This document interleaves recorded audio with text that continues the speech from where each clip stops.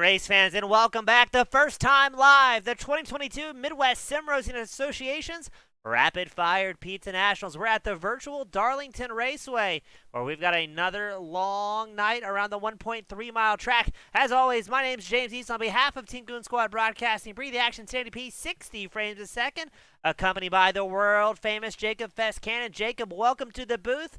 Hope you're looking forward to an exciting night here, the Lady in Black. I am glad to be in the booth with you tonight to call first time live here at the track Too Tough to Tame. This is going to be a good night of racing. We've got a small field, but a very strong field ready to battle here at Darlington. This is the track that every driver loves to race, and it comes out hating it after the end of the night. We've got a good 160 laps. It's going to be a grueling one, James. They're going to be fighting heat, tire wear, and the track all at the same time tonight. Yeah, definitely going to be interesting to see how this one works out, especially with the stage break that's going to regroup the field over the course of this run. But it looks like drivers starting to get out on track here. Let's go ahead and look at today's grid of competitors. Starting on pole, Billy Fitzgerald in a 22 machine. David Centenni starting second. Douglas Bell starts third. Barry Stevens starting fourth. Evan Longacre starting fifth. Jamie Knopp starting sixth. We've got Brent Wall starting seventh. Stephen Davis starting eighth. Kenny Meadows starts 9th. Robert Cook starting 10th. Chuck Waldrop starts 11th. Scott Stevens starting 12th. Cycling it back, we've got Matt Knight, the Australian, starting 13th. Ryan Strunk starting 14th. Chris Noble starts 15th. Chris Hansen starts 16th. And Kyle Mullering starting 17th to round out the field. A little bit lighter grid than we've seen in the past. Seen a few heavy hitters that aren't able to make their way out, but still going to be a good night. Now, Colby Baber, trying to see where he's at on this one. I don't think I see Baber out there, Jacob, but he is our current points leader ahead of Evan Longacre and David Centenni, so that could be a little bit of a shakeup on points here this evening. Yeah, absolutely. I am not seeing him as a part of tonight's starting field either. Centenni rolling off P2, Longacre rolling off P5. Track position, a very key thing here at Darlington. So both of those drivers looking to try to capitalize on maybe a little bit of a absence by our current points leader, see if they can possibly make a jump or put themselves in a good position to take over the lead in the next couple races. Now, talking to before we started the show here tonight, we were talking about a little bit apprehensive of how things are going to go, so it's going to be interesting to see if we get these long green flag runs that are kind of known here at the MSRA Nationals, or if it's going to be a little bit of a rough start for these drivers. Yeah, it'll be very interesting. Drivers typically tend to push really hard off the start. They're going to try to use those fresh tires and that grip as much as they possibly can, especially in these Xfinity Series cars with the high horsepower, low downforce package that they have. There's going to be a lot of slippage. Drivers going to be pushing it up against the wall all night long, trying not to step over that bounds. You'll see a lot of them with scrapes on the right-hand side. We'll keep track of what we call the Darlington stripe, James. See how many drivers feel the wrath of the Lady in Black tonight. Yeah, I don't think there's going to be a lot of body work that leaves unscathed, but the iRacing safety car down pit road, it's Fitzgerald Centenni on the front row as we get ready to kick things off. 160 laps here at Darlington. Waiting for the green flag, and we are racing with Fitzgerald and Centenni taking the front row. Right behind them, that's Bell and Longacre. As already, it seems like the drivers might be happy going single file as Fitzgerald going to try and put his head down the 22 Chevrolet and see what he can do here. Yeah, it looks like Fitzgerald's trying to take advantage of that clean air, that track position, get himself away quickly. Centenni, though, not wanting to back off as they work their way into turn number 3. They're going to work their way out on the high side out of turn number 4. Fitzgerald leading them down across the start and finish line. Centenni just 0.2 of a second back as they run back into turn number 1. You see the drivers, as I talked about, entering low into the corners, then working themselves up to that high side. Fitzgerald running above that third seam. They're almost right against the wall. We're going to see that all night long, and as the drivers progress with that tire wear, they're going to become even more up against that wall as they try to help the cars rotate around the center of the corner, James. Yeah, always interested to see how this is going to pan out since drivers are on open setups here at the MSRA Nationals.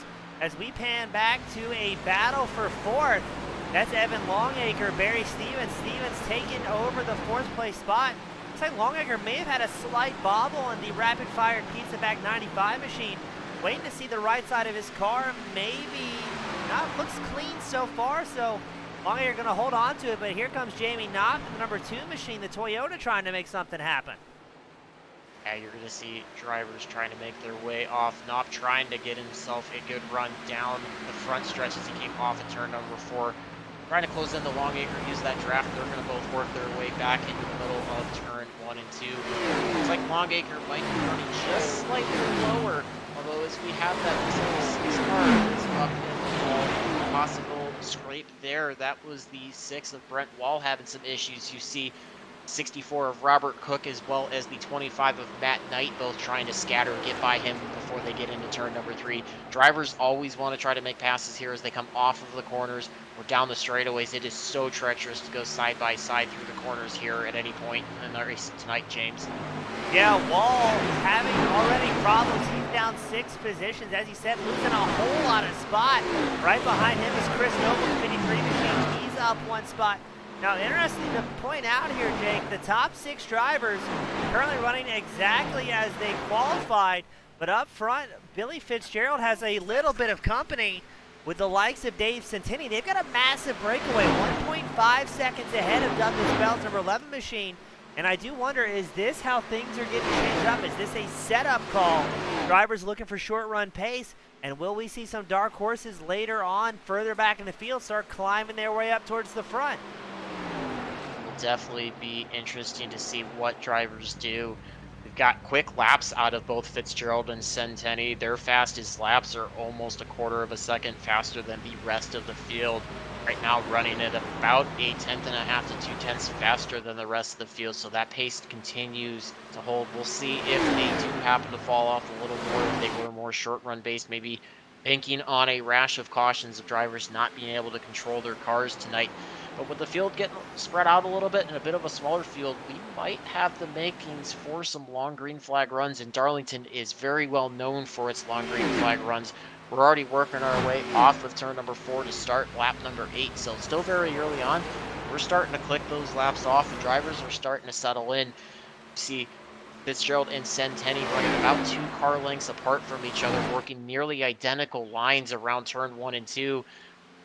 Fitzgerald running just slightly off the wall, brings it back up in the wall as they go into turn number 3. They both use the middle part of the track as their entry back up to the outside retaining wall near the safer barrier and then back down to that inside white dotted line. Drivers will be making different entries as they go throughout the night to compensate for that tire wear. Tires do fall off here. Darlington built with a little bit of a sand and a very rough, gritty, almost like sandpaper-like texture on the pavement. It does tend to shred tires apart, kind of like you're just rubbing the rubber across a cheese grater. Provides dramatic drop-off, as we can see. Oh, sorry, we have to go back up front. That's David Centenni picking up a spot over Fitzgerald. We had a pan and camera right back, so for the first time tonight, Centenni will be the lead car in the 79 Chevrolet, edging by Fitzgerald. Now, as you said, we're only 10 laps in. Do you think it's possible these drivers are already feeling the effects of tire wear? As it stands, lap time's only about 0.6 off their fastest, but Billy Fitzgerald must have had a big bobble. He was a 31.2 his last time by, almost a half second off the pace of Centenni. So either Fitzgerald had a big bobble or maybe facing tire wear early on. At this rate, I think the leaders are going to be probably lapping through traffic before that stage break this evening. Yeah, absolutely. I mean, half a second to a 0.6 in about 10 laps or so of green flag racing is a pretty quick fall off. I think you're going to see even more than that. If we happen to go green the full way, you could see anywhere in upwards of 2 to 3 seconds a lap by the end of a fuel run. Drivers are going to be screaming for tires, wanting to come in much faster than they will for fuel. And any caution comes out, it's not going to be a guess of whether or not people are going to come in for tires, at least early on in the race. Fitzgerald didn't look like he had too much of a bobble there. I think he may just be understanding that Centenni could be possibly pushing it a bit harder. Fitzgerald might be playing for a little bit more of a long run.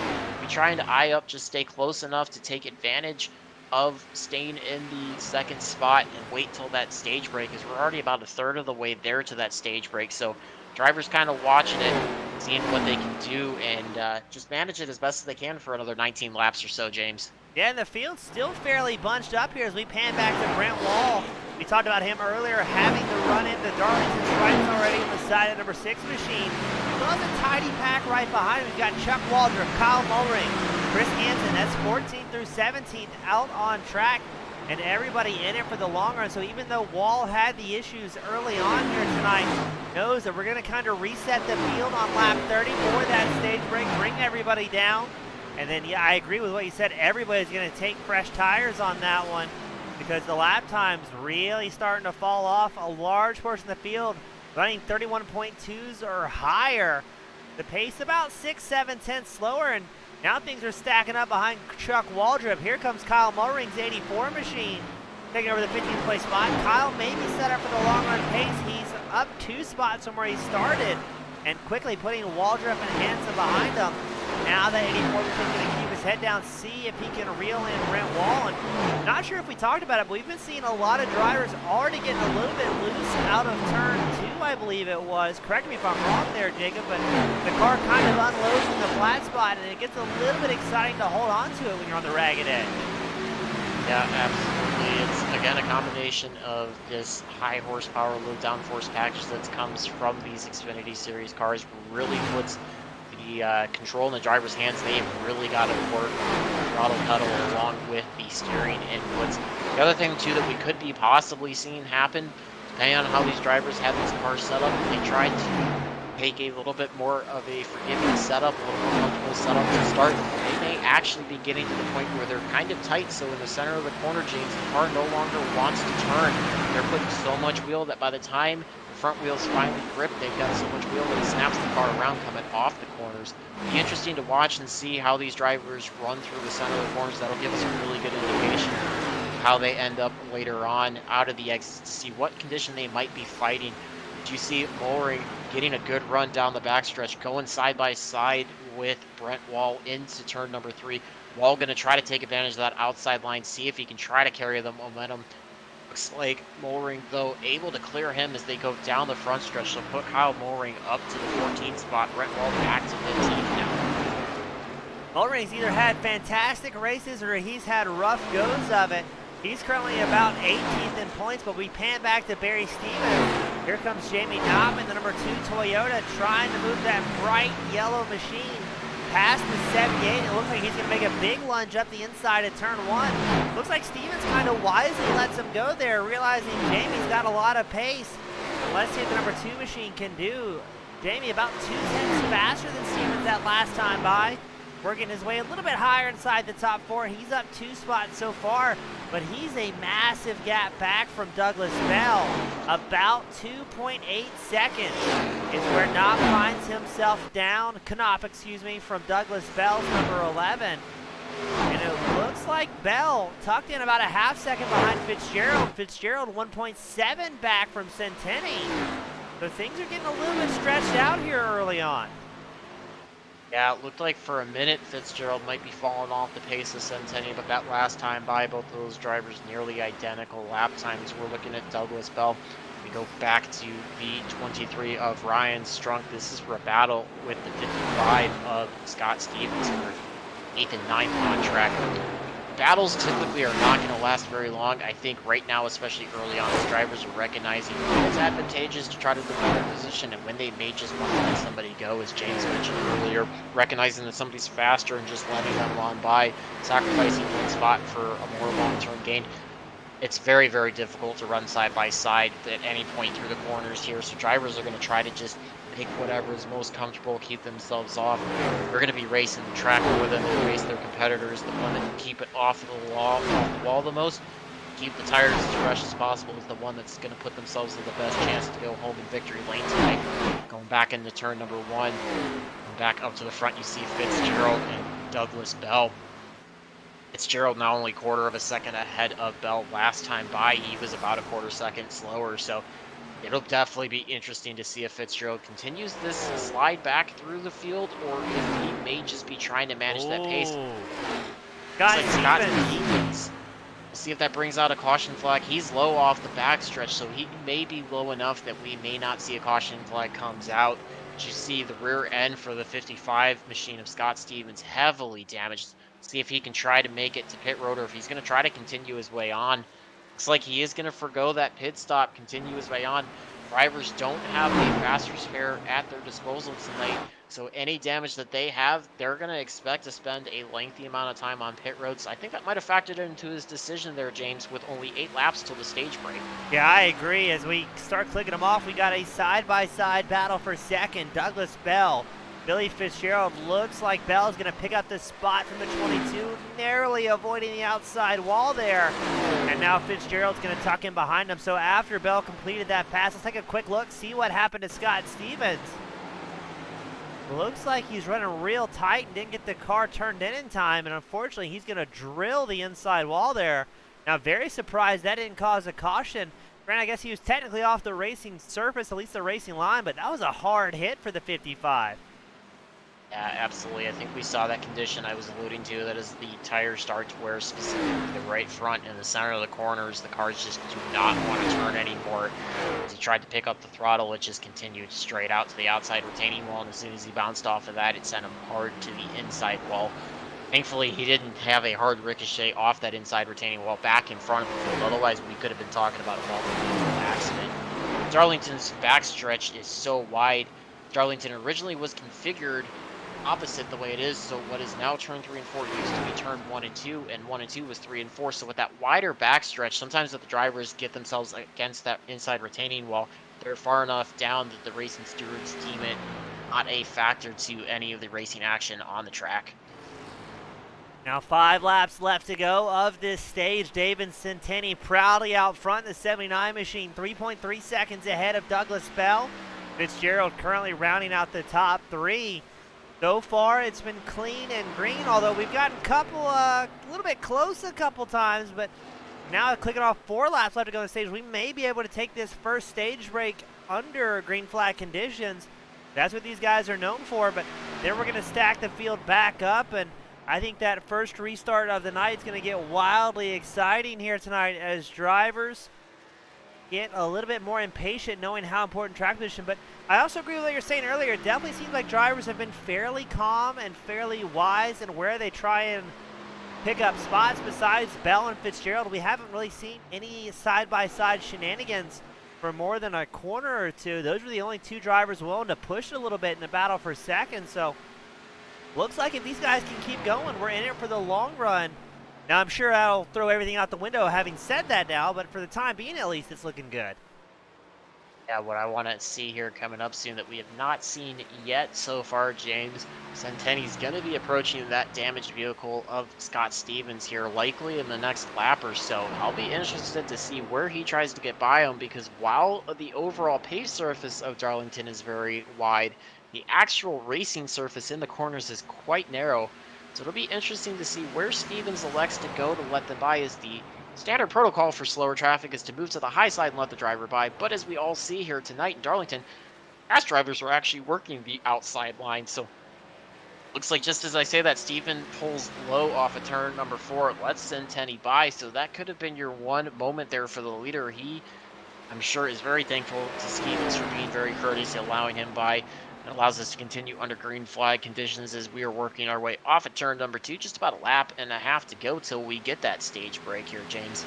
Yeah, Centenni rocking and rolling. He's definitely the dominant driver out on track in the 79 machine.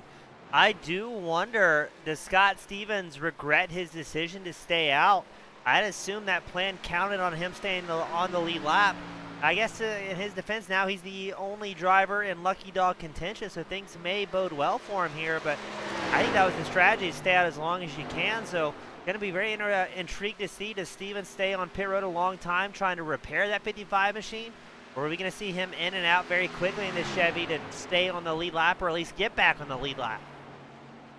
That'll definitely be an interesting call to see here, as we should be expecting the stage break to come here momentarily as David Centenni pulls off the front stretch, or off turn 4 down the front stretch, completes lap number 30, works his way back into turn number 1. I think they're going to let the field roll on by before they throw the caution out. He works his way low off of turn number 2, back out to the outside retaining wall, down the back stretch. Just absolute domination so far, opened the lead up to almost 4 seconds for a period in time, was one of the only drivers still turning 31-second laps, so We've seen about 2 seconds of fall off or so from all the drivers, so I don't think there's going to be any question here under this stage break. Who's going to be coming in and what are they going to be doing for pit service today? Yep, stage caution officially out. It's David Centenni, Douglas Bell, Billy Fitzgerald, Jamie Knopp, Evan Longacre, Barry Stevens, Stephen Davis, Robert Cook, Matt Knight, and Ryan Strunk will be your top 10 as we get them all lined up behind our iRacing safety car. I think Centenni, I would assume, is going to be pretty happy with the car as it is. I'm not expecting big adjustments out of the 79 machine, but now is an opportunity for these open setup drivers. Change a few things on pit road, see what they want to try and adjust here. And I'm willing to bet everybody's going to take 4 fresh Goodyears underneath them on this stop. Yeah, you see Centenni leading the field down on the pit road. Everybody on the lead lap, all electing to come in. I don't think there was going to be any question about that. It was just a matter of, like you said, what adjustments are everybody going to make. Expect to see a full tank of Sunoco Racing fuel and 4 fresh Goodyears. Should leave the drivers with 3 sets left at their disposal to use for the remainder of tonight's event. Centenni going to pull his way into that number 2 pit spot. Fitzgerald going to pull into the 1, and you've got the 11 of Douglas Bell just behind them. Oh, looks like we had a bit of an issue there. I think it was, what, 78 at Barry Stevens? Yeah, just a little bit of an overshot of the pit box, had to back himself up. That might be the difference. He may lose the spot or 2 off of pit road. Centenni pulls out with the lead. We'll see how the rest of the field cycles their way out once we get back behind the safety car. Yeah, that was almost a 1.7 to 1.9 second mistake out of Barry Stevens at 78, currently showing him 7th out on track, down 3 spots from where he started.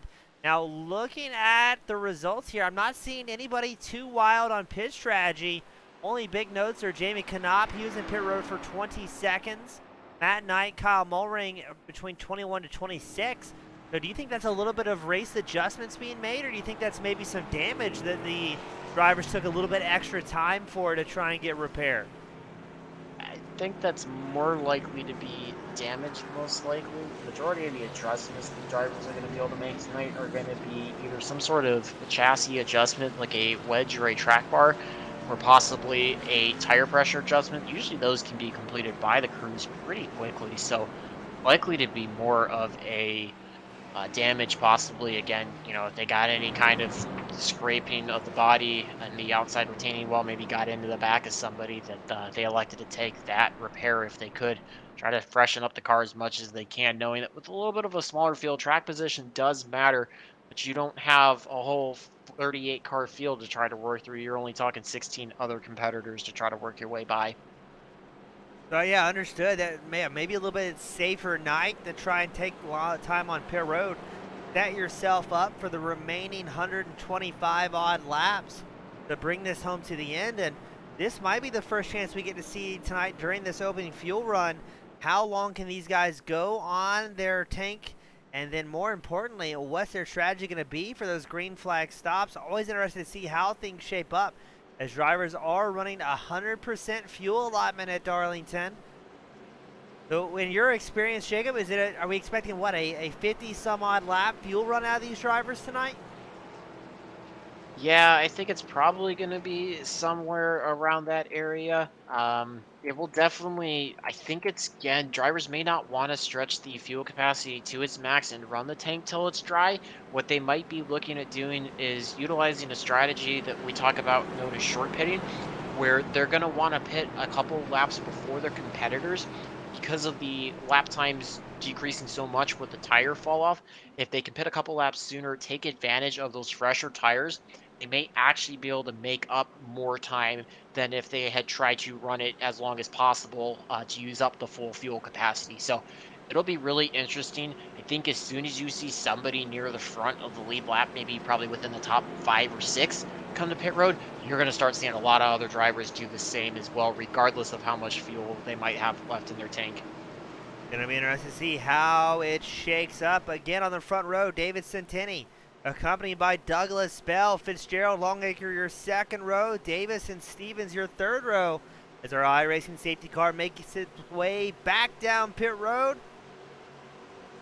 And we go green flag racing once more. Look at the massive gap Centenni had there over Billy Fitzgerald in the 22 machine. I don't think you can ask for a better start. No, he gets away as clean as you possibly can. As clean track in front of him, nobody pressuring him from behind. Now, the same cannot be said for a couple drivers back here. Looks like we've got the 78 of Barry Stevens quickly under the attack. Jamie Knopf, Stephen Davis in the 90 was able to work by him as they worked their way off of turn number 2. They go back into turn number 3. Looks like just behind them, yeah, we've got a 2-car battle there. That's the 23 of Ryan Strunk battling the 25 of Matt Knight. Strunk works his way in front of Knight as they work down across the start-finish line, heading back into turn number 1. Let's see if Knight has anything. We're going to push up the track. Again, as drivers just taking that low entry, kind of diming the corner, as we call it, trying to use as much momentum, then cut the car off the corner, back down towards the bottom, try to keep it as wound up as they can. As you see, Knopf working by the 78 of Barry Stevens. So Knopf trying to eye up the top 5 for potentially the first time tonight. Yeah, drivers with those fresh tires underneath them, given that everything they have here, knowing they've only got about 10 to 15 laps of optimal lap times in the fuel run before the tires really start to fall off, because as we saw around lap 30, drivers are hitting in that 32-second lap time all across the field. So I think Knopf knows if there's a time to go, the time is now, as he tries to close the 6/10 advantage that Stephen Davis currently has in 5th. Davis up 3 spots so far. And Knopf just driving like a man possessed. Now right behind Knopf, you've got Stevens, Strunk, Knight. A wild 3-car battle as Stevens fights to keep it off the wall. Here comes Knight looking for a way through, but he very wisely backed out of it to avoid getting to the 78. And a very busy racetrack behind him. You see one driver kind of pull out of line there. Knight takes over the 8th place spot. He's going to be up 5 spots. Steven down 5 spots. But I think Steven still has his hands full. He's got Robert Cook, Kyle Mulring, Chuck Waldrop, Brent Wall, Chris Noble, all in a very tidy pack. It's extremely busy. It's almost a 5, 6, 7-car battle. Everybody trying to get inside the top 10 here. Yeah, everybody is fighting for those spots there. As we know, we're not having any more planned cautions the rest of tonight, so it's going to be all about trying to find the track position as best as you can. You see the 07 of Chuck Waldrop trying to pull away from Brett Wall. Brett Wall in that number 6 Cardinals Ford Mustang machine just kind of had those issues off the start and has not seemed to find his way back up through the field again. That dirty air with all the traffic around him has been really tough to navigate. Looks like Scott Stevens has a bit of an issue again. He quickly gets himself off the track and onto pit road. Let's see if we can take a look at what happened to the 55 machine here. Oh, it's the exact same thing. Gets loose this time on the start-finish line. Coming out of 4, tries to hold on to it, gather it up, and just no luck as Stevens drills the inside wall. Unfortunately, he will be done and out for the evening here. I do not expect him to get back out on track, but very, very narrowly avoided bringing out the caution. Very quickly took a toe back, and we'll keep things running clean and green, at least for the time being here. Yes, I think all the drivers, especially at the front, the 79 David Centenni, very thankful to Stevens for keeping us under green flag conditions.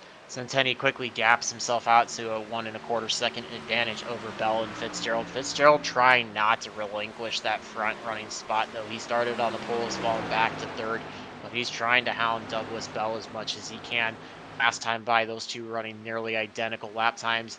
Looks like Bell runs just a little bit higher out of turn number 2 compared to Fitzgerald, so Bell might be starting to fight some handling issues, maybe trying to force the issue, see if he can pull away from Billy Fitzgerald, but not let David Centenni slip away. Bell's now got the gap down to just over a second as they work their way across the start-finish line. Looks like, though, Evan Longacre and Stephen Davis are going to knot themselves in a battle. This is only about a car length of an advantage for Longacre as they work their way back through the middle of 1 and 2. You see Longacre taking a little bit of an earlier entry. Stephen Davis getting to the throttle a little bit sooner. Davis going to get a big run as they go down the backstretch. He's now a half a car length back as they work their way into turn number 3. Davis trying to work the outside, maybe try to take a high-low line cut underneath Evan Longacre, set up a pass as they come out of turn number 4. Not quite able to do it, but he is not going to let Evan Longacre out of his sights as they work their way across the start-finish line.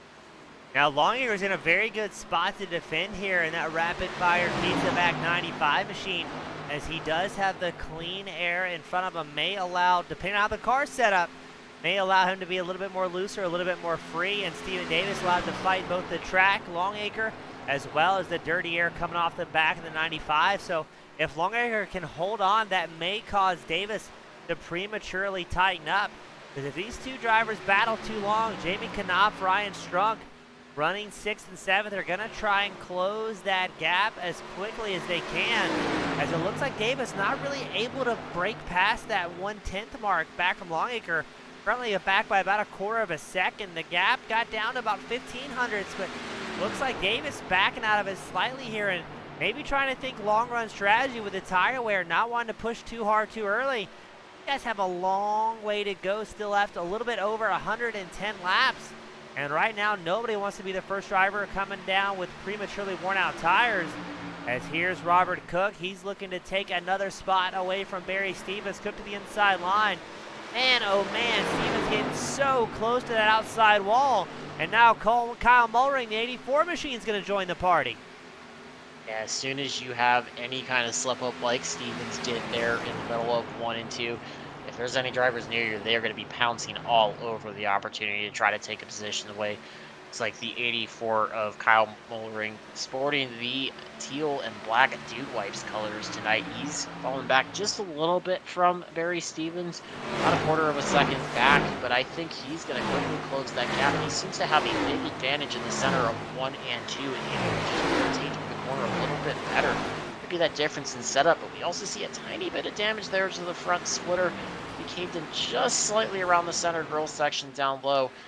I don't think that's affecting him too much, but I don't think he's going to want to take much more damage than that, because while Darlington may not be classified as a standard intermediate track at only 1.366 miles, it has got intense high speed that relies quite a bit on aerodynamics as well, so you don't want any kind of body damage affecting the airflow over your car tonight. And it looks like Mullering falling back a little bit now, 6/10 off the back of Barry Stevens, who was in a race to try and hold on to the top 10. And maybe Mullering is seeing Robert Cook fighting with Stevens at this time for the battle for 9th and thinking, you know what, let's let those guys burn up a little bit tires. Let's see what they're going to do here. Keep the clean air on the front of the 84 and plan on a long run here.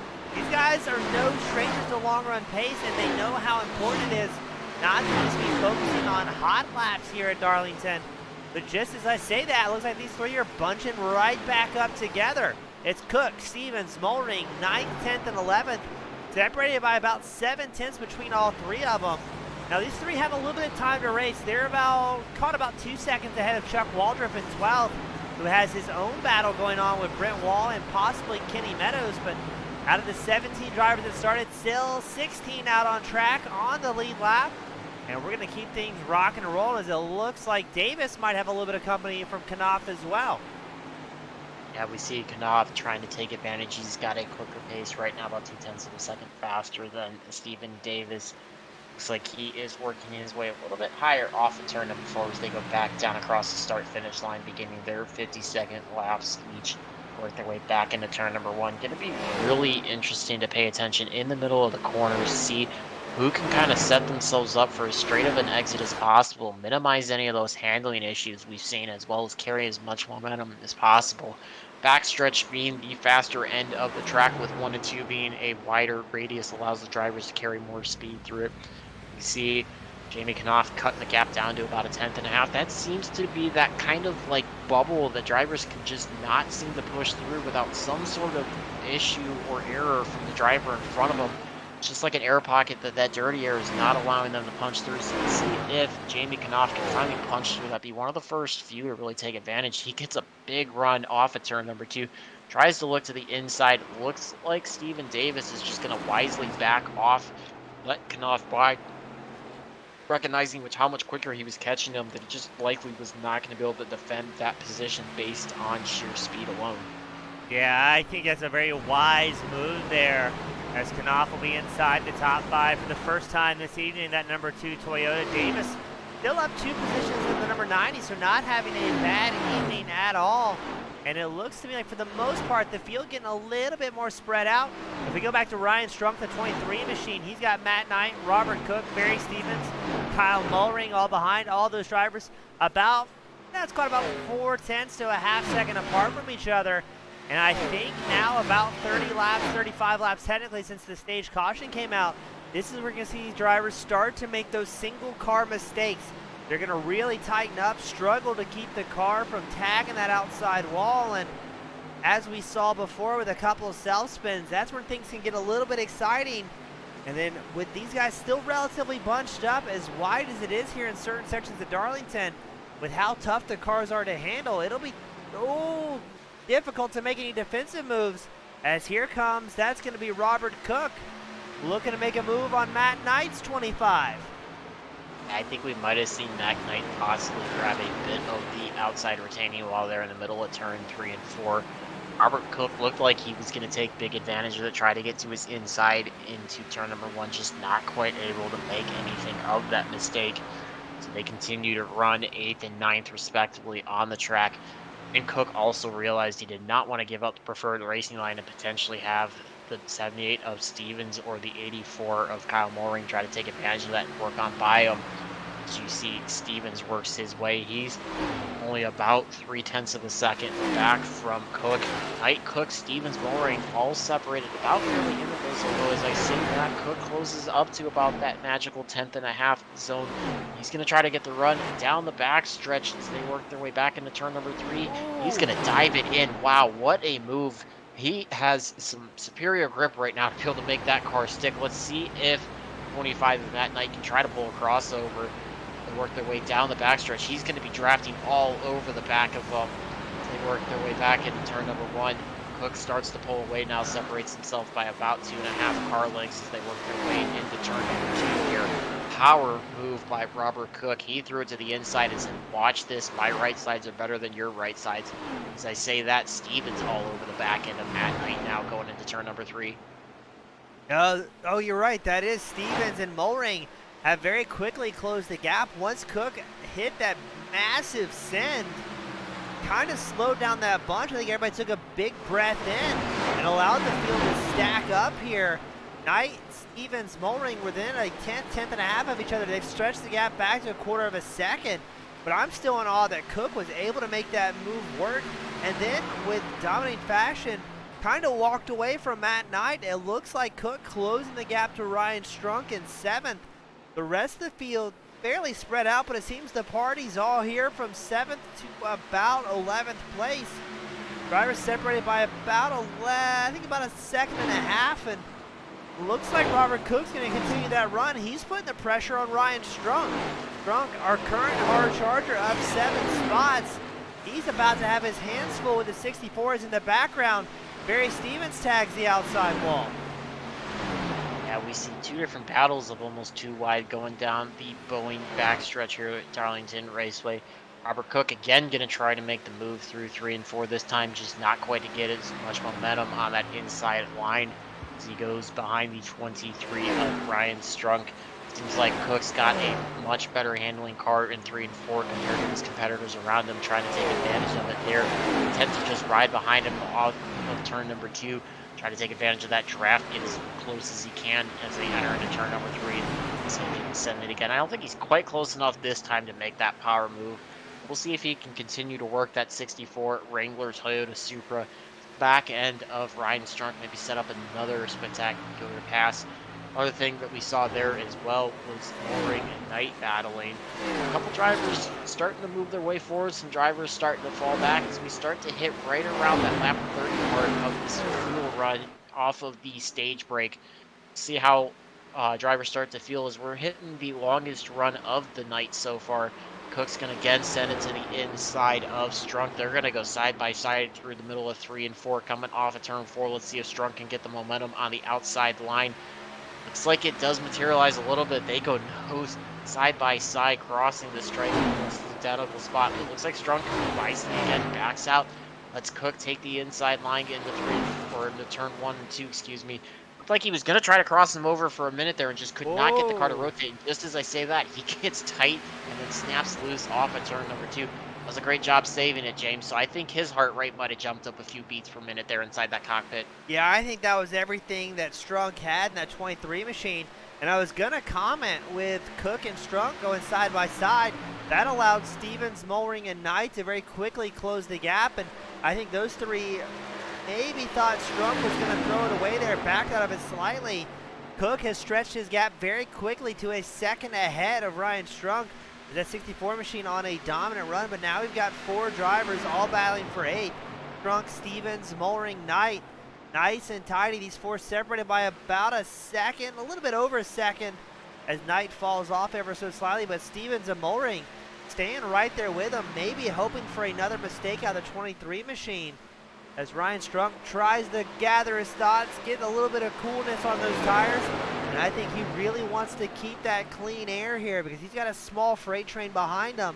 Everybody trying to get a little bit further up and knowing there's no more stage breaks, no more planned cautions. It's just going to be every man for himself as we click off this run. Now, I am very curious to see when the fuel window is going to open for these drivers.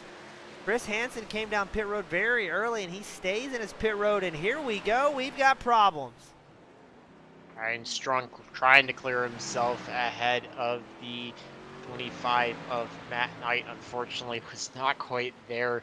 Came across the left side nose of Knight. Knight not backing out, and that sent Strunk bouncing off of the outside retaining wall down to the inside. How we did not collect more cars out of that, though, I'm not sure. And once again, we have another incident off the corner.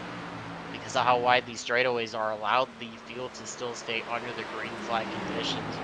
Would expect Strunk to potentially think about coming in at some point in the next maybe like 10 laps, try to get some repairs. Be really curious, James, too. We'll start seeing somewhere at around the next 9 to 10 laps. We'll put these drivers about 40 laps into the fuel run off of the stage break. Wonder if we're going to see drivers decide to break this into even thirds and run about 41, 42 laps, or if they are going to try to stretch it and see if they can actually go 62, 63 laps on a tank of fuel. Fall off right now in their lap times is right around 2 seconds, so they might be getting to that borderline 2.5 to 3 second range that they like to see for coming in and taking advantage of those Goodyear tires. Yeah, Jay, it's going to be very interesting, especially as they start to stack up a little bit in the battle for third. Here comes Evan Longacre working his way around Billy Fitzgerald. Knopp right there as well, running 5th. And all of a sudden, as tire wear starts to fall off, a heavy battle is, a little bit of contact or net code there between Jamie Knopp, Billy Fitzgerald.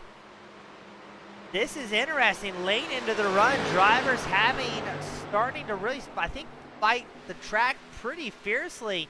As Ryan Strunk, one of the first drivers in and out of pit road, a lap 66 pit stop. Chris Noble also rolling out in the 53 machine. So I think now's the time. We're going to see a few different strategies start to pan out for these guys.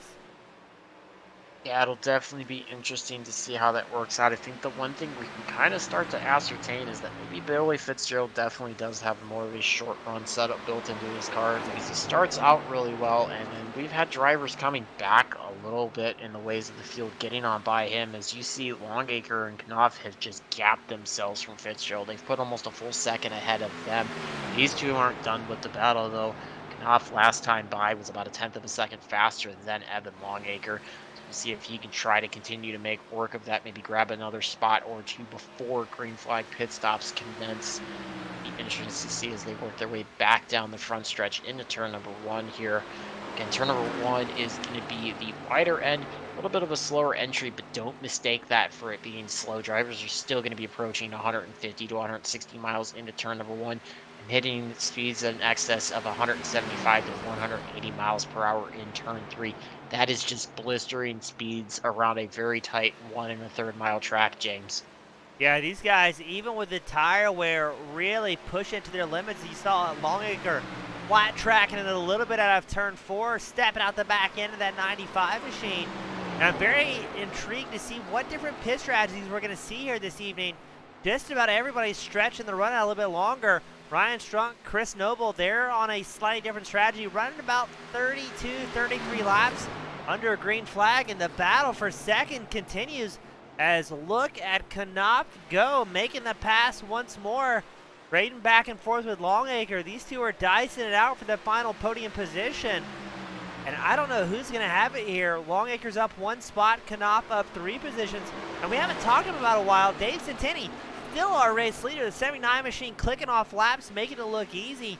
About 1.8 seconds up over Douglas Bell. Bell, 4.2 seconds ahead of what is now the battle for third out on track. The top two just kind of in a league of their own here, and I'm extremely interested to see what pit strategy is going to develop amongst these top two, top three, top five drivers. As right now, I think we've only got two drivers that are off strategy. Yeah, Knopp just made use of a mistake by Evan Longacre on the last lap coming out of 2. Longacre got pretty tight out of turn 2, pushed wide. Knopp wisely recognized that cut underneath him to get on by him. So right now, put a couple tick marks in the mistake column for Evan Longacre. Knopp trying to take advantage of that.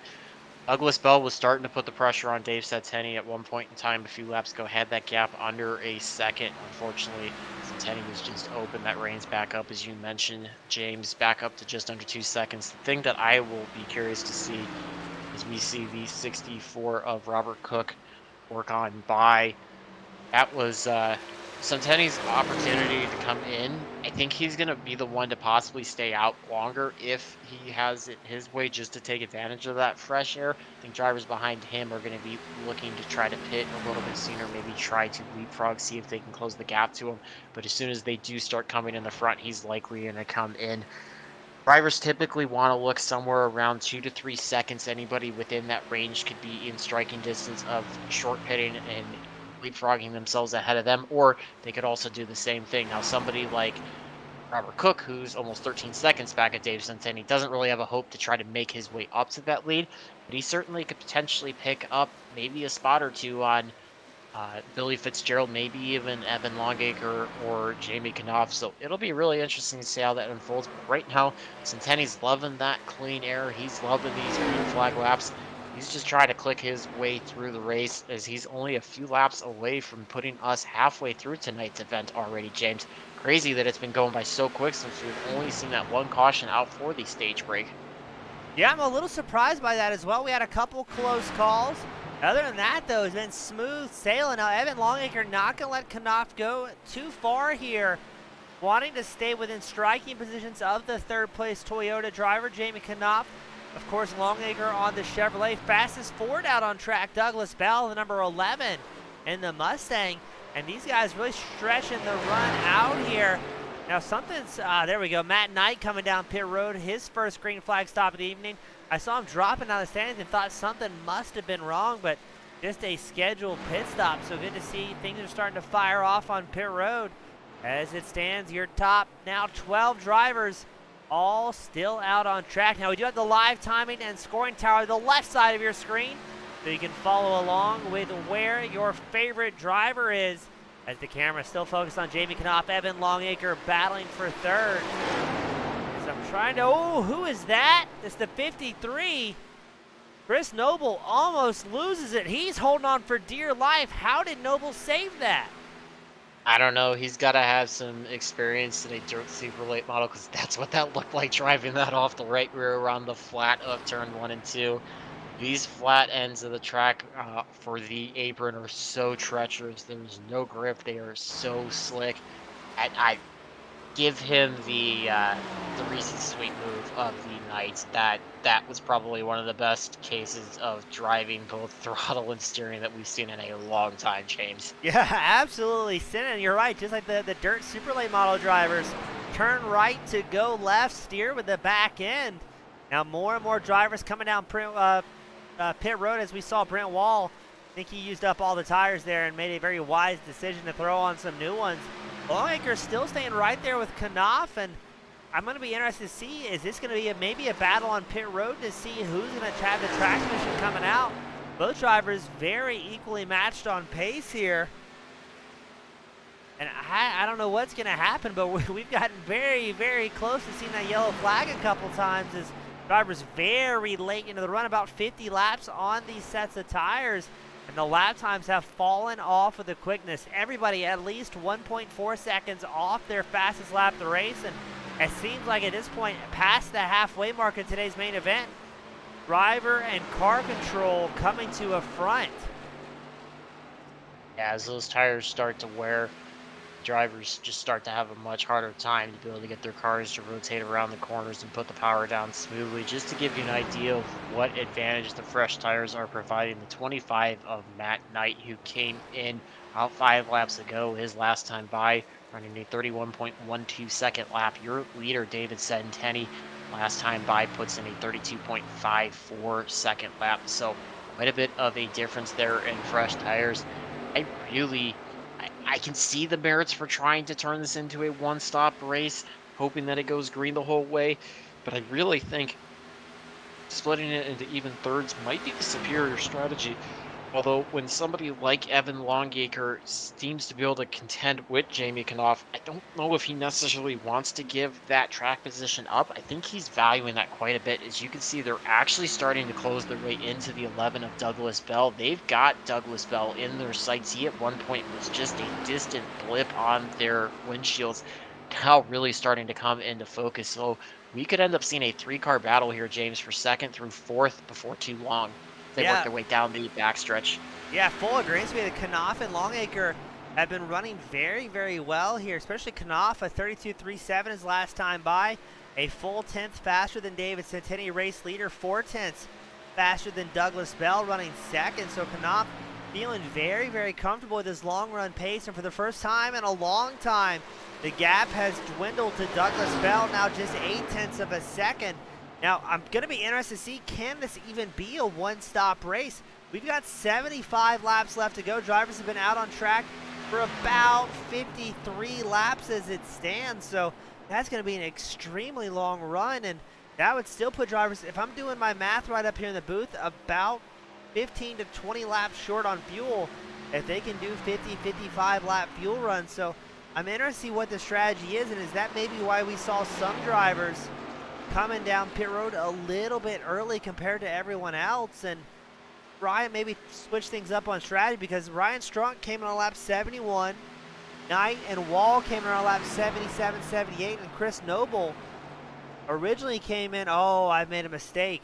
Ryan Strunk has put it back in the virtual hauler. Chris Noble has followed suit, so that's just going to leave Matt Knight, Brent Wall after their lap 77 or 78 pit stop to be the drivers off strategy, as Noble, Strunk, Hansen, and Stevens have all parked it for the night. Yeah, what we see developing here, though, as they work their way off of turn number 2, is a big battle between Douglas Bell and Jamie Knopf. Knopf has kind of separated himself from Evan Longacre and has set his sights on Douglas Bell. You saw Douglas Bell momentarily slip off a turn 2, car get a little squirrely on him. See if he has a little bit of a better balance out of turn number 4 as he starts to pull the gap back up to 2/10 of a second. That's good for about 3 car lengths as they work their way back into turn number 1. This is where Jamie Knopf made up quite a bit of time as Douglas Bell really struggled through the center 1 and 2 on the exit of 2. It's like we see the exact same story replay itself again.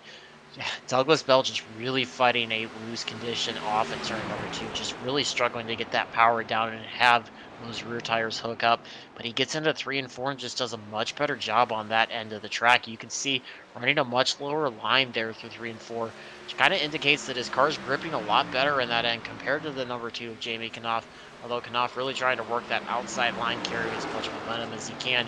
He's sporting those fluorescent yellow elite colors on that Toyota Supra. He is giving Douglas Bell all he can handle. Bell again continuing to slide that rear end out. You see that right rear kicked askew towards the outside retaining wall. Knopf just makes another power move through the entrance of turn 3, but looks like Douglas Bell going to return the favor, crosses over underneath him off of turn number 4. Momentarily has the advantage as they go across the start-finish line, heading down the front stretch back into turn number 1, James. Great battles here for second and third on track. Yeah, and that's going to allow Evan Longacre in fourth in that 95 machine to close the gap as we continue going back and forth. Knopf and Bell swapping high, going low, looking for any opening they possibly can. But we're going to have one driver. I think that might be Matt Knight, the 25, or is that Chris Noble? It's Chris Noble. No, I can't it's the talk. Sixth, Brent Wall. Yeah, you're right, Brent Wall Wall. on those fresh tires. That was what we were talking about, splitting it into even thirds heats on that plan so far. That's the advantage of the fresh tires. You see, he just drives by L and Knopf like he were standing still, and Bell actually dove into pit road. We saw him have an issue down the backstretch. I think he wisely elects to come in, maybe realizing he might have worn out those tires past the serviceable life. But yeah, Brent Wall showing us a perfect example of what fresh tires do. As you said, Evan Longacre able to close back up. He's now just about a half second back from Jamie Knopf. see if he can continue to close that gap up here as they now both move themselves into podium spots, working lap number 92 of 160 tonight. Yeah, Brent Wall giving a great example. New tires, 7 to 8 tenths per lap faster. Even with the drivers in front of him, not making it easy for him, just absolutely flying through the field here. Now, going to be interesting, Longacre did not get as lucky in cutting through traffic as we go on board the 95 machine. Evan Longacre, I mean, he didn't get as lucky cutting through traffic, but still keeping Knopp right there with him. So Longacre still has something left in the proverbial tank, so to speak. And these guys have been out an extremely long time, 60 laps. If they can somehow stretch it out 7 to 9 more laps, they could very well make this a one-stop race here tonight. Just hold on to it from attrition. Yeah, it absolutely looks like every time I think I have the crew chief hat on correctly, somebody's going to come in to disprove me. But it'll be interesting to see, too, if they stay green the rest of the way. That's going to be the key to making this strategy work, is staying green. If we have any cautions come out once they start cycling through, we'll have some issues. But momentary 3 wide moment there off of turn number 4. 3 wide is so hairy and sketchy. You've got the 98 of Stephen Davis. I believe that is the number 25 of Matt Knight, and then you also had the 22 of Billy Fitzgerald. He momentarily got in the wall into turn number 1. So we'll see if he has any discernible damage. Looks like it just is cosmetic, but that car still trying to work his way through, as you see the 84 Kyle Muller and try to take advantage of that get on by.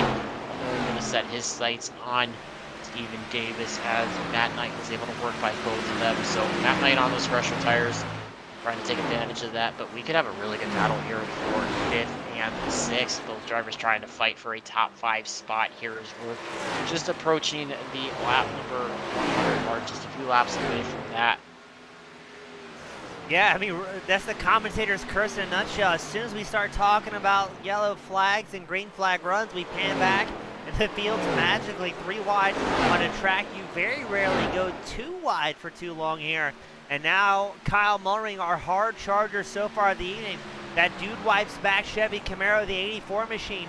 He's up 11 spots, trying to make it 12 as he tucks in behind Stephen Davis. Now race leader, though, David Centenni, is going to come down pit road. Barry Stevens follows suit in the 78. What's Longacre going to do? He's down pit road. Knopp down pit road. Is this the end? As it looks like no. Robert Cook feeling like he can stretch it out a little while longer here. And here we go. Things will get interesting. Matt Knight trying to get back on the lead lap will do so nice and clean. Cook, Davis, Mullering opt to stay out as Centenni, Longacre, Knopp, and Fitzgerald all down pit road, joining the likes of Barry Stevens. So I don't know. I don't think this is going to allow drivers. I'm not good at math. Can they go to the end here on fuel? We're going to fall just about a couple laps short. It's going to put it at somewhere right around a 60-lap run for this first stint and roughly about a 64-lap run on the backside of it. It is definitely possible. Drivers can employ a few different methods in order to try to save fuel. And if we get any kind of cautions very early on, they could potentially stay out, allow them to save fuel. And this all counting that we go green the rest of the way, James, which seems to be the theme so far tonight, but I don't want to speak too quickly for these drivers, because when you start to see this green flag pit strategy cycle through, that's when we see sometimes moments of mistakes, as drivers with varying paces can have a hard time judging that closing rate. And again, running under similar speeds, it's so tough to run side by side here. Take into account a driver that has a lot of grip and a driver that doesn't have very much grip, and it becomes an even more difficult proposition. Robert Cook, though, of your few remaining drivers still on the track, not electing to pit yet. Looks like we've just got 4 drivers left. The 64 of Cook, the 90 of Stephen Davis, 07 of Chuck Waldrop, and the 96 of Kenny Meadows, all left on the track, yet to make their second pit stop of tonight's event. Yeah, I think that's a slew of guys that are really gambling, do a little bit of fuel saving on the run now, run it out. That way they are in the best condition they possibly can be, trying to give themselves maybe a lap or 2 of extra fuel to make it till the end and not have to worry about fuel saving. As Kenny Meadows, the 96, comes in pit road for what is his final planned stop of the evening. That's going to allow Centenni to work back into 4th. So now it's Cook, Davis, Waldrop all staying out after that lap 32 pit stop. And David Centenni in fourth is blitzing fast, a 30.12 second lap time. That's his fastest so far of the night. And he is going to put the hammer down that 79 machine as Robert Cook, tags the wall, does so bad. I wonder if he cut a tire there. Cook, I think that's the limit of the tires more so than the fuel. As a 64 machine, a hard hit to the outside wall. And I think, yes, he's going to very quickly come down pit road, realizing he may have almost thrown away a race there. You also saw just in the background there as Cook was beginning to enter on the pit road, you saw the 90 Stephen Davis get into the outside retaining wall off of turn number 2. So he's fighting handling woes as he has pushed these tires to the limit. You see the scrapes there just around the right front wheel well area. A little bit of damage there to the hood and the front splitter headlight area on that number 90 Ford Mustang. He's working his way around, has about a 9-second advantage over the 07 to Chuck Waldrop. David Centenni only about 11.5 seconds back as Stephen Davis now electing to come into pit road. We'll see how long the 07 of Waldrop elects to stay out. He's coming into turn number 3. I think we're going to see him stay out for at least another go around the track. You see Centenni right on his back bumper. There is not going to be a battle for the lead this time. There is the advantage of the fresh tires as Centenni just motors on by. He makes Waldrop look like he is running a 4-cylinder Honda engine in that car. Just no power whatsoever compared to the 79 Centenni. Centenni blasts his way down the middle of the Boeing backstretch.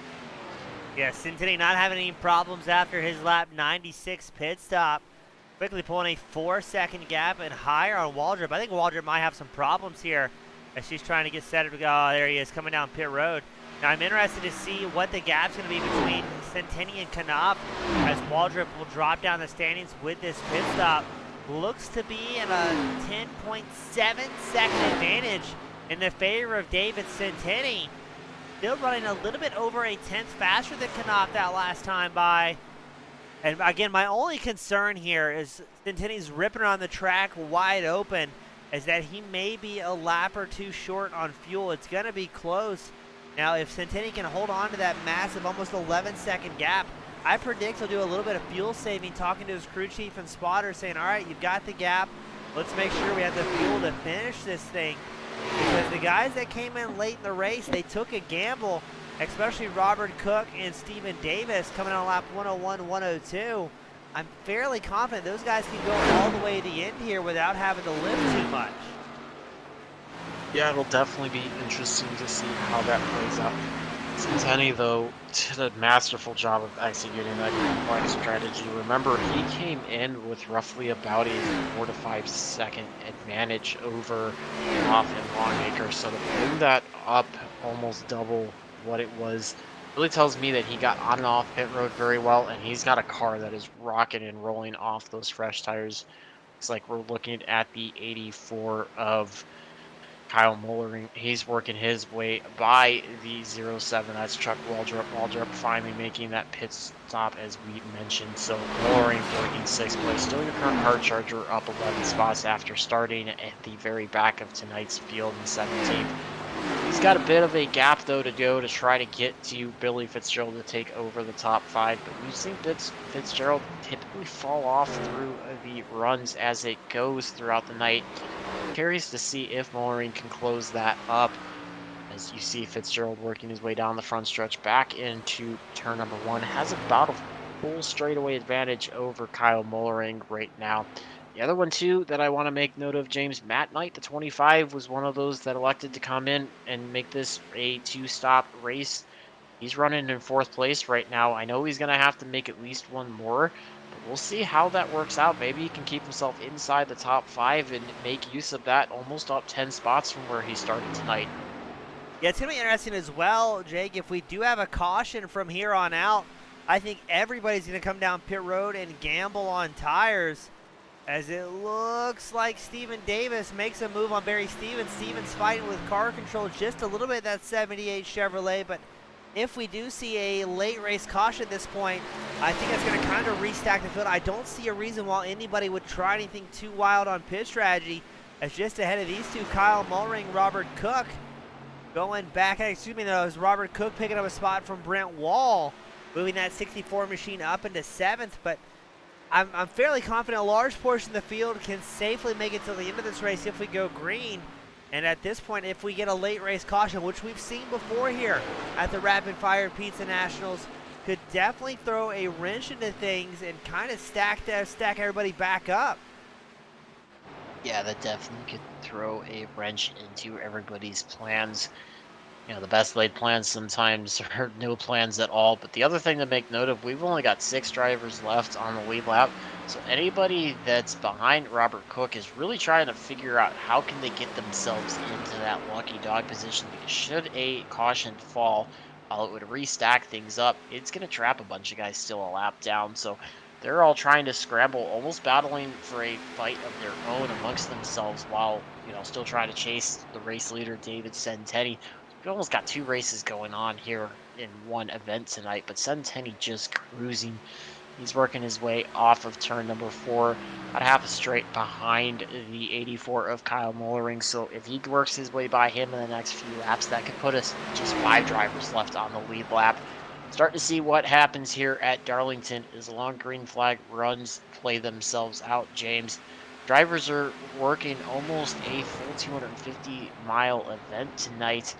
Is not a short run by any means of the imagination. It may feel like it compared to the traditional Labor Day Southern 500, but don't mistake anybody, James. This is still a grueling test for these drivers tonight. Yeah, definitely a race of attrition, fighting car control, as well as just the exhaustion of being in the sim for that long. I think a lot of the fans at home don't appreciate just how tough it is for these guys to wheel it and stay focused the entire time. Speed hitting in excess of 180 miles an hour.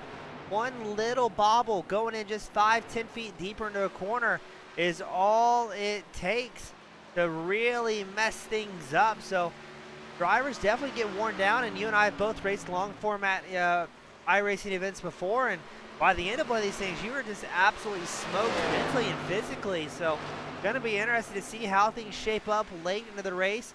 And if we're going to have late race cautions, I think that's what's going to happen is a driver just facing attrition, making that little mistake. And I predict if we see a caution, and hopefully we don't, it's going to be from a driver just a slight bobble that rapidly gets out of control. Yeah, drivers here, everybody talks about, you know, running it at 80% or 90%. It is so difficult here at Darlington to be able to run anything less than 95 to 100% of your full capabilities. The car is just such on the edge. The track demands precision every single corner. It is so difficult to ever dial it back. So these drivers are putting themselves on the edge the entire time. Centenni making a masterful job of this so far. So we pan back to the 22 of Billy Fitzgerald. To open the gap up, he is trying to close into the 25 of Matt Knight. This is the advantage of the fresher tires for Fitzgerald as Knight gets into the wall out of turn number 2, pushes the tire, and we see another spectacular save. I have no idea how he was able to counter steer and get that thing pointed back in the right direction. Slides right up in front of the 84 of Kyle Mullering. But give Matt Knight a lot of credit for keeping ourselves green. Matt Knight, the number 25 machine, left side of your screen. Looks like he was already tight, trying to hold on to it to avoid getting in. Oh, look, they're both sliding. Drills the outside wall, narrowly avoids taking out the competition. And again, I don't know how he was able to chase that car there. That was a massive save from Knight. Yeah, any of the fans that were back there in the Racington Tower got a very, very welcome treat seeing that Knight able to control that. I think what we were being able to pay attention to there from that back view coming out of turn number 2, you can see Matt Knight quite a bit of loose conditions formed on the track surface. As we've run 117 laps and the tires have worn, there's been a lot of small bits of rubber peeled off of these tires and laid onto the track. Almost kind of creates like a ice type surface, James, where the drivers get into that and the car just slides. It doesn't want to turn anymore. And you saw that similar feel for Matt Knight is the whole car just went into a four-wheel drift up into the outside retaining wall. He comes in the pit road. I think he's going to grab a little bit of repairs and 4 fresh tires, get himself back, take maybe a quick drink of water, reset, and get back out on the track. This falls right, though, timing into him being able to execute even thirds. He's going to have about 41 laps to go once he gets back onto the track after his service. Yeah, going to be interesting to see how fast he's able to go compared to the rest of the field who are on that one-stop strategy after the stage break. As we check back in on David Centenni, he's very carefully working through the field. That's Chuck Waldrop's 07 Toyota right behind him. Centenni came in on lap 96. Waldrop, one of the drivers that opted for a overcut, coming in on lap 103. And looks like Waldrop going to try and get a lap back here. That's going to be tough as Centenni's been extremely consistent over the duration of the run. Last time by, we're waiting to see what it updates to for Waldrop. It looks like Waldrop was about 0.05 of a second faster than Centenni, but with slightly less than 40 laps left to go. It's going to be very interesting. 5 drivers remain on the lead lap. Most drivers, we feel fairly confident everybody inside the top 5 should be good to go till the end, but it's going to be close on fuel. And we've gotten extremely close to that late race caution we were talking about that will throw a massive wrench in the plans of Dave Centenni, 79. He's still just about 11 seconds ahead of Knopp. Knopp 2 3/4 ahead of Evan Longacre. So gonna be intrigued to see how this works out. Now Longacre is in a very good spot here, sitting third in the 95 machine. Coming to tonight, he was about 29 points back from Colby Baber, who is not out on track tonight. Dave Centenni, he was about 28 points back from Evan Longacre in second. Unfortunately, I don't know if that's going to be a big enough deficit for Centenni to catch up to Longacre. I'm intrigued to see how these points are going to break down by the time the end of it. That'll definitely be interesting to see. I think Evan Longacre stands to gain the most. He's chasing down a competitor that is not on the track tonight. I'll tell you right now, though, back to terms of the race, the drivers that do not want to see a caution come out are the 25 of Matt Knight as well as the 6 of Brent Wall. Brent Wall was on and off of pit road a few laps ago for his second green flag stop of tonight. Those two want this to go green the rest of the way to try to execute their strategy. A caution right now with them being trapped a lap down would spell disaster. As you see, Matt Knight working his way around the outside of it is Evan Longacre. Longacre just again on that one-stop strategy, so experiencing that lower lap time, just not as much grip in the fresh tires compared to Matt Knight. So see, Matt Knight still got a couple laps to make up, though. He is still 2 laps off of the pace. Going to be quite a bit of a gap to ask to make up here in about 37 laps or so. But it definitely can be done under the right conditions, especially if we stay green the rest of the way. It's going to be an interesting one as we are entering into our last quarter of tonight's event, James. Yeah, it's interesting. We've had a few very close calls and some hard chargers. Kyle Mullring still that hard charger of the evening. He's up 12 spots. Slowly reeling in. Billy Fitzgerald in 4th, just 1/10 out of a time. As we get ready for the laps to update once more, it shows Fitzgerald a 32.26. Mullring running a 1/4 of a second faster, trying to chip away that 3/4 advantage. And look at Mullring sending a couple sparks off that back right fender, dragging the wall just ever so slightly. Just the barest kiss out of the number 84's bodywork. And I think Mullring might be able to make it 13 spots as he's really starting to reel in Fitzgerald.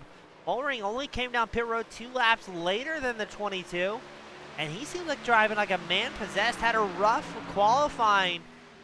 Started at the absolute back of the field in the 84, and has just been chipping off slow and steady. I kind of wish we got to see what Mullring could do if he started up front, because he's been arguably one of the fastest drivers out on track, just but having to work his way through a lot of drivers over tonight's run. Yeah, being stuck in that traffic on that dirty air has definitely made it tough for him. As you see the 6 of Brent Wall and those fresher tires working their way by Kyle Mullring. He's going to set his sights on Billy Fitzgerald.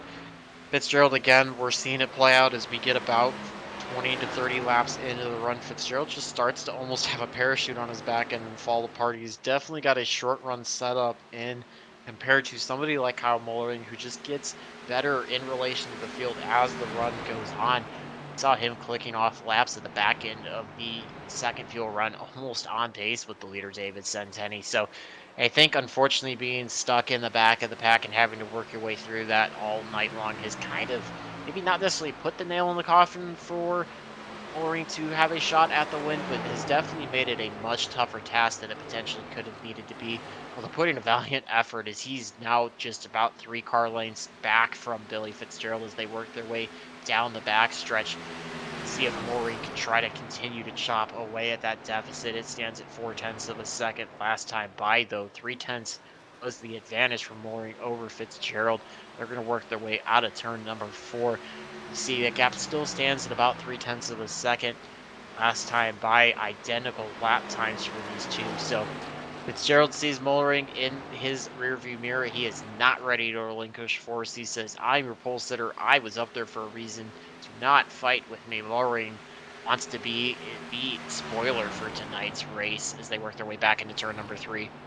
Yeah, just very impressed with how spread out everybody is inside the top 3, and Mullering slow, well, not slow, but slowly and consistently working his way up towards the front at a rapid pace of speed. We'll let the fans try and figure out that oxymoron, but Fitzgerald able to hold on to it slightly, stretching the gap back to about a half second.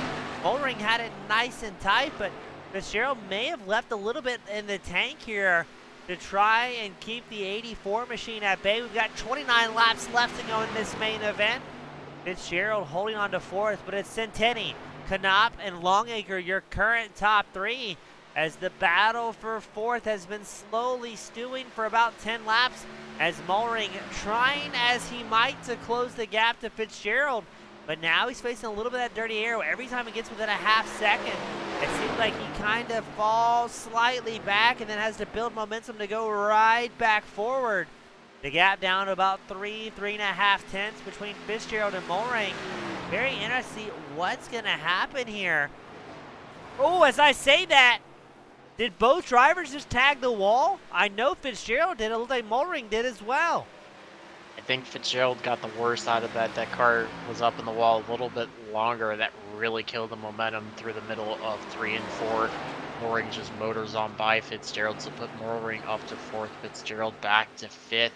See if Mullering can try to take advantage of that mistake by Fitzgerald, see if he can start to separate up. He quickly flips the script, gives himself about a 4/10 of an advantage as they go back into turn number 3.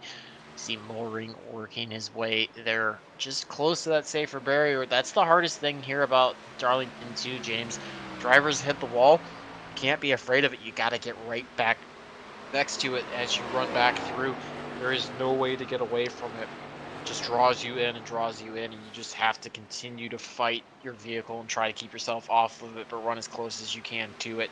Mullering doing a masterful job recovering from the mistake. Now has a half a second advantage as he works his way back into turn number 3. So Mullering was catching Fitzgerald and took advantage of that mistake, puts himself back in front. But oh, big loose. He just does the same thing, but here goes Fitzgerald as well.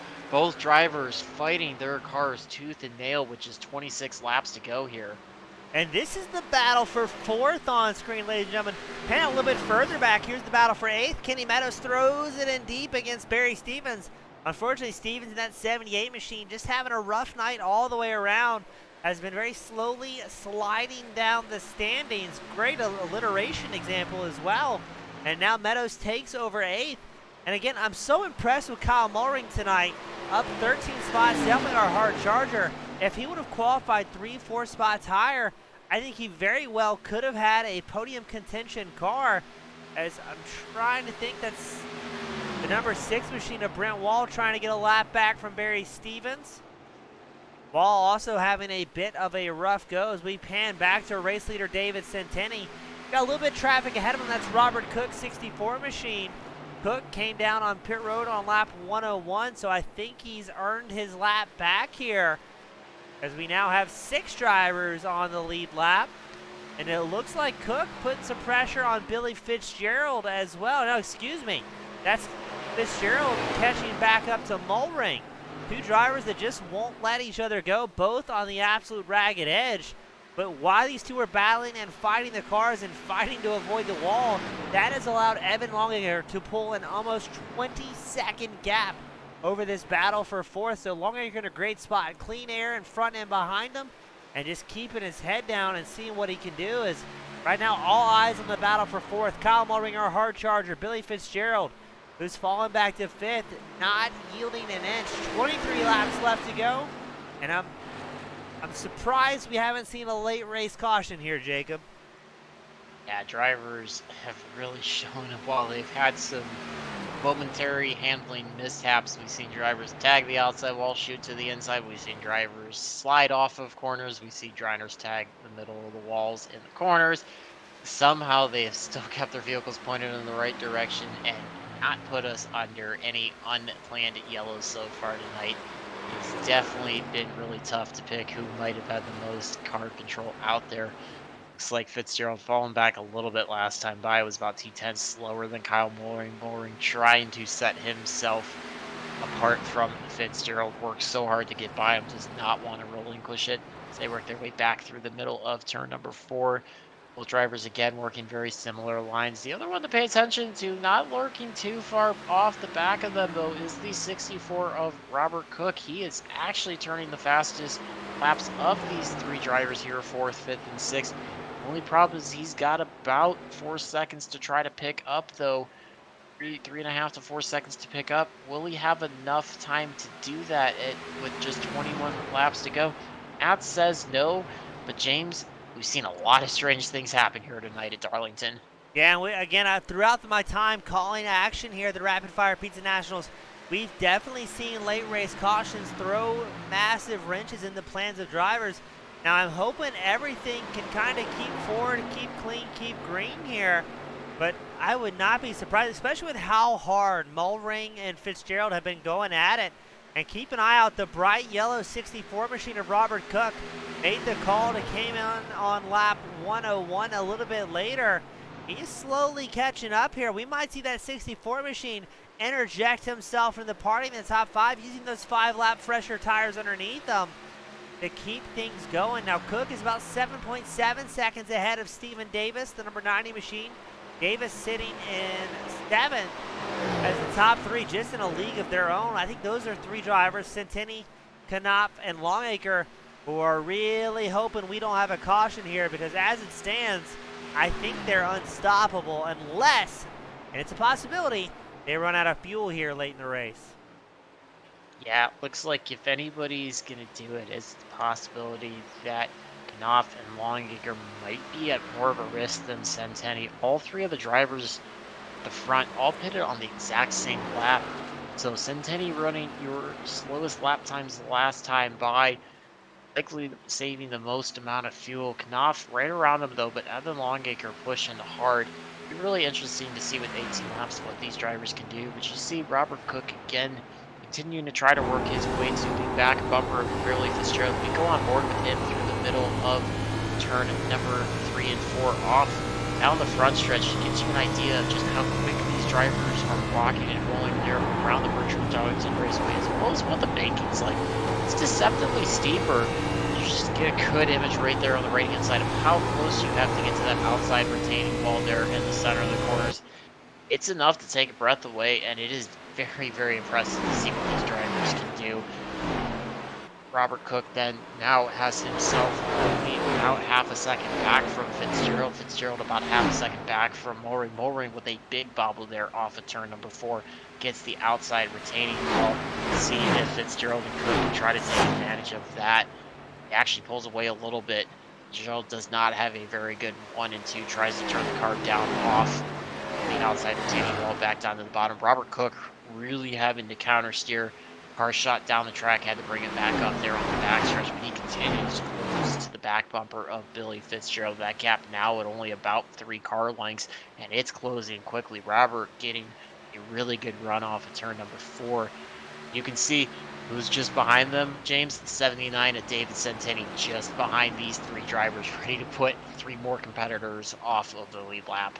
Yeah, Centenni in an interesting spot here. He's going to want to put as many drivers down the lap as he possibly can, as he still carries fantastic pace.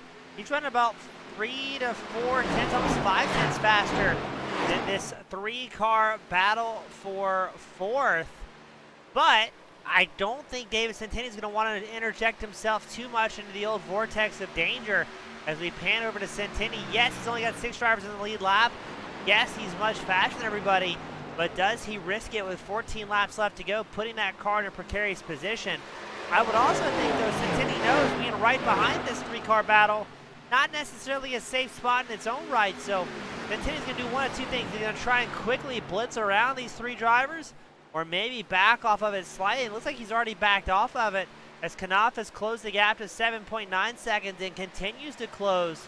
So I think that's the answer. Centenni's going to back off a little bit, watch what the 4th, 5th, and 6th place drivers do, and then maybe carefully pick a spot to pass if the opportunity arises. But other than that, I think Centenni might be taking it a little bit easy here. Yeah, this certainly is well James's line of save some fuel, so if he had any concerns about being able to make the distance on the last tank of fuel, this is definitely help alleviate it. Whether or not it's going to be enough to get into the end is yet to be seen, but it's certainly allowed to employ some saving. Now he's going to probably set some sort of threshold that if Knopp and Longacre get in a certain gap behind him, he's likely going to try to push the issue, get back by him, but with 12 laps to go, he's going to sit here and don't think, though, this has made Robert Cook, Billy Fitzgerald, and Evan Mullering battle any less, as you see Cook dive out to the inside, trying to get to the inside of Billy Fitzgerald, just not quite there, only about a car length back, though,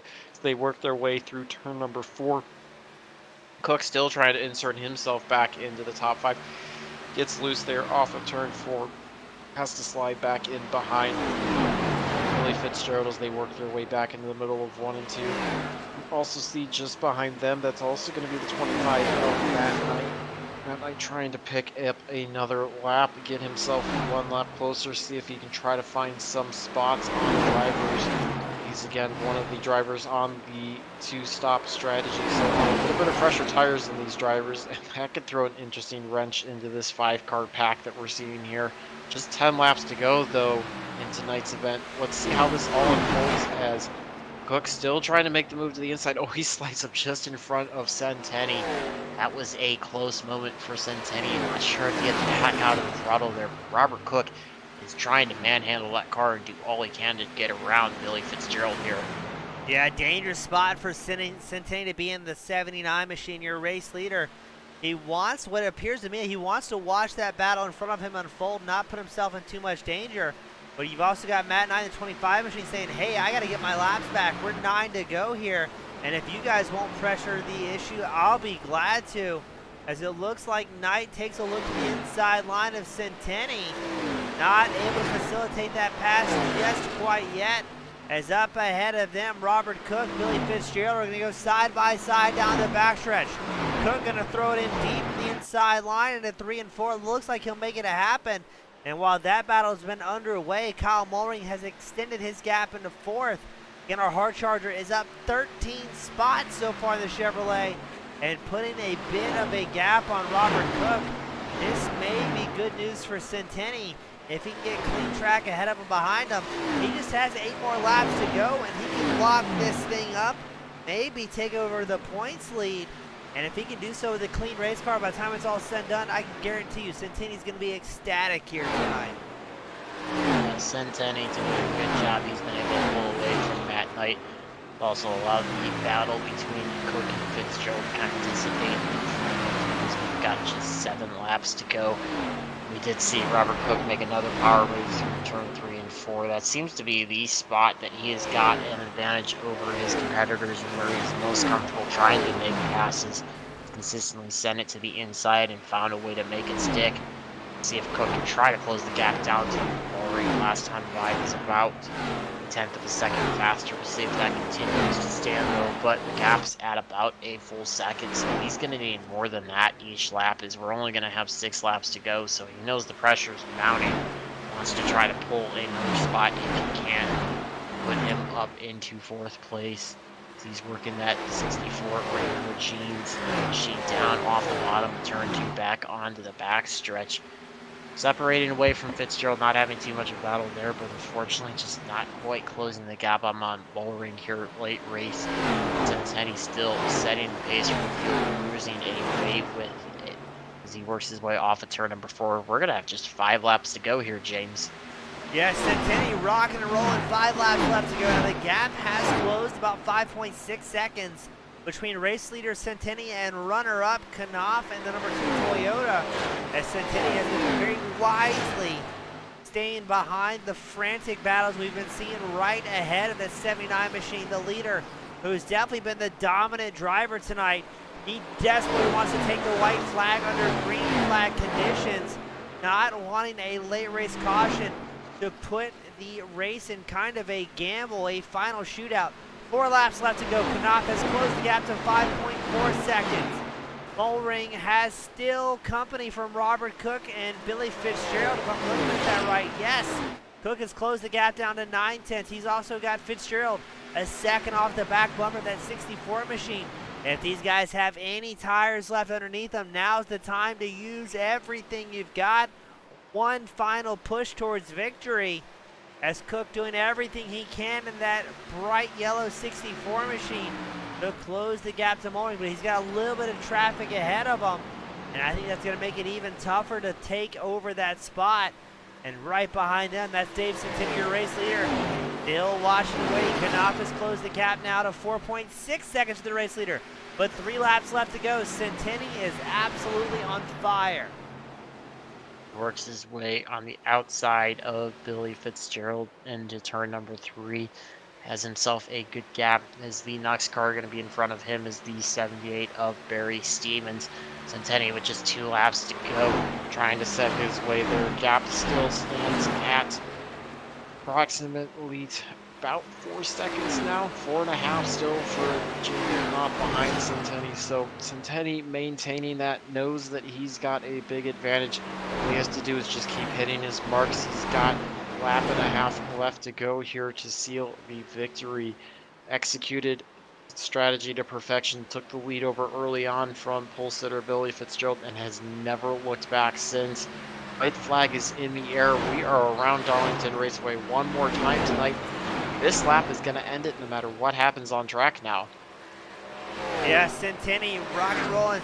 Knopp did close the gap down to 4.2 seconds, but not enough late into the race. Centenni, who we were a little bit worried was going to be short on fuel, is going to make it happen here. And here we go for the final time, coming out of 4. David Centenni going to pick up the win here at Darlington in a dominant fashion. Knopp will bring home the 2nd place, and Evan Longacre will round out the top 3. Great battles by everybody on the track. We saw a lot of good action and cars passing even once the field got strung out a little bit. And I can't even begin to count how many amazing saves tonight we saw. We saw some drivers never step their way out, and we saw other drivers maybe have more than their fair share of moments, but somehow everybody was able to keep it going forward, and we kept it green. Outside of the stage break, James, did you think we'd go 160 laps with no other cautions? No, sir, I would have definitely lost that bet, expecting something to happen mid to late race, especially the aggressiveness we saw out of these drivers. But look at this. David Centenni gonna put on a smoke show here for the fans. The 79 machine picking up another win to his name. I believe he will take over the points championship. And Centenni, that's going to be his 5th win so far this season. He's got an average finish of around the 8th place spot, so he's either winning or having a lot tougher luck and going back to the virtual hauler. But well done, Centenni, picking it up, making it happen as we wait for our top 3 to come up here to the waiting room. He's just sticking it to the field, letting them know how much fuel he had left in the tank to finish out the race. Blows the engine. I think that's all she wrote for that one, but he is definitely sending that one back to the hauler in celebratory fashion. All right, we're going to try and get these drivers up here into victory lane. Up first, it's going to be Evan Longacre joining us in the 95 machine. Evan, good to talk to you. Even better to do the podium interviews with you for the first time. Congratulations, that 95 machine relatively clean when we saw so many drivers have problems. What was the success of bringing home a third place here tonight? Well, I kept it out of the wall until there was two to go, and I don't know, I probably had 15 seconds over fourth place. So I mean, that was a big, big, big part of it right there. Was just keeping it out of the wall. Well, we know Darlington is known for the long green flag runs at times. Did you do anything maybe pre-race or in the days leading up to tonight's event to kind of prepare yourself both mentally for that as well as from a driving perspective in terms of making the necessary adjustments inside the cockpit as your car was going to change balance over the course of the run? Yeah, absolutely. I mean, this is a track where you just cannot get tight. I mean, tight is a death sentence here. So, I mean, I set my car up where it was loose.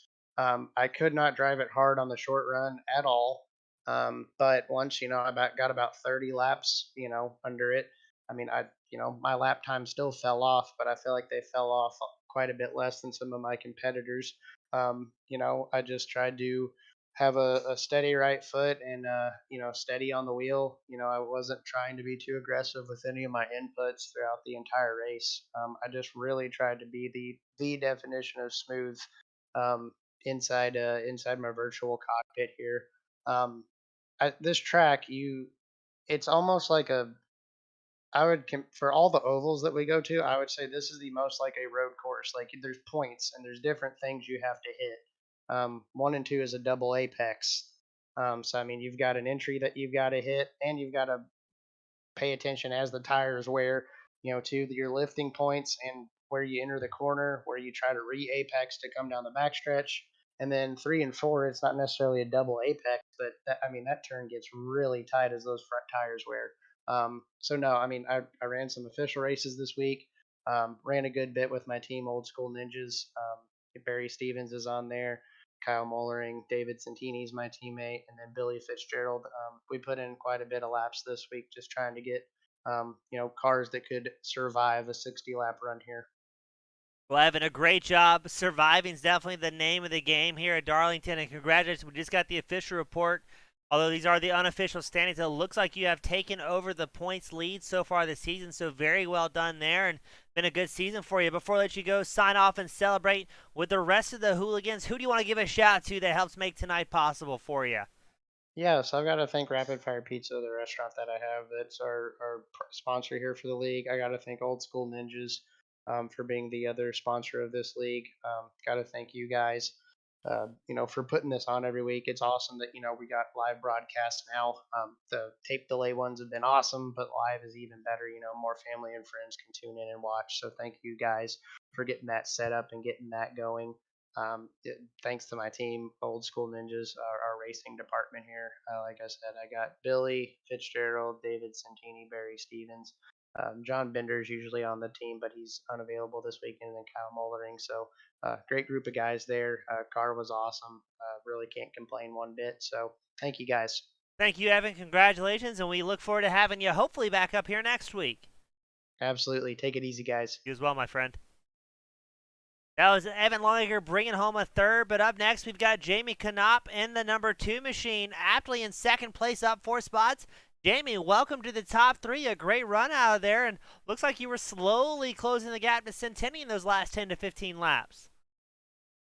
Yeah, I had a pretty good run, and I tried to short pit so I could have a little fresher tires to catch him a little, and then I missed pit road, and then Evan was saving. He was saving a good bit, like at the beginning of the run. I said, well, I'm gonna go ahead and try to get on by him. Maybe I can close some of that gap up, and then I think David wound up getting a little damage, and I think a lap car might have got him or put him in the wall or something. He said I think he said he had some wall contact. I ain't real sure, but and then I was able to catch him a little bit there at the end, but he had such a big lead. He was just probably riding, just maintaining the gap. I mean, that's what I would have been doing. So made me think I was running a little better than I probably was. But yeah, it was a pretty good run. I tried to keep it at the wall. Most of it, I got in there and hit the wall maybe 2 or 3 times, but all in all, it was a pretty good run. Well, we know almost nobody is immune to grabbing the wall and getting that Darlington stripe throughout the course of a long event like tonight with 160 laps. What was the key, though, for you to be able to drive smooth tonight and really minimize the times that you had contact with the wall or maybe got too tight or loose off of corners tonight? Yeah, I just, like I said, try to not hit the wall. So you go fast as you could. About lap 10, it starts to want to lose the front end and get closer to the wall. So I was backing up a little bit more and just try to run a little further off of the wall as the tires wear, even though up closer to the wall was faster. But I was just trying to minimize any damage to slow me down if I did hit the wall instead of trying to go fast and bump the wall. I think a couple of people, I think I was running fifth maybe at the beginning of the race, and everybody was kind of holding their own. And then seemed like I was a little better than a couple on the long run. And a couple of them got into the wall and then got a little bit of damage. And then I know how that makes it drive terrible after that. So that probably ruined several people's good run, getting up into the wall. Now, Jamie, correct me if I'm wrong, but this is your best finish so far of the season. Do I have that right? Yeah, I think I might have finished second here earlier in the year at Darlington. I haven't got to run a lot of the races because they run on Thursday nights, but I may try to get to run a couple more. But yeah, this is a real good run for me. I like to thank EPI setups for all their hard work. And this is my first race of the week. I hadn't been able to run any official stuff. So I think I would run 10 or 12 laps in practice before I'd hit the wall and have to start over. So it was my first long run. Well, Jamie, glad it worked out well for you. Congratulations on another great finish. Any other sponsors, friends, family want to give a shout out before I let you go celebrate? I just got to thank Rapid Fire Pizza and the broadcast team for all their hard work. Well, thank you, my friend. Good to have you up here, and hopefully we'll have you back next week. You got a lot of momentum to carry, my friend. All right. Thanks so much. Thank you, sir. That was Jamie Knopp bringing it home, second in the number 2 machine. But up next, the man, the myth, the legend, David Centenni. Sorry to interrupt you talking to the other hooligans down there in the celebration area, but congratulations on another great win, the most winningest driver so far of this season. 5 wins to your name, still third in points. Got to be ecstatic after being definitely the dominant driver here tonight. No, for sure. I appreciate it, guys. I mean, this is one of those tracks where it's just, you don't know what's going to happen. I mean, you can have that lead and then it can just shrink down to nothing all of a sudden, no matter, I mean, anything could happen. You could hit the wall, lap cars, somebody, anything could happen. So to win here, it feels, it always feels good. Well, we know Darlington is all about compromising on the setup with the two different ends being so different from each other. Turn 1 and 2 being the much wider, faster end compared to 3 and 4. Did you really feel like your car felt really good in both ends, or did you feel like maybe it was one end you kind of were just serviceable and limping through, and the other end you could really lay it down compared to the rest of the field tonight? The car was definitely definitely almost exactly what you said. So when Doug was behind, I don't know what happened to him. I don't know if he got damaged. Maybe you guys can tell me then. But I could definitely pull away from him a little bit coming out of 2. I was a little tighter in 3 and 4. That's where he would gain on me. But like I said, I could always at least keep my distance then out of 2. So yeah, like I said, I mean, it was a very neutral set, I would say.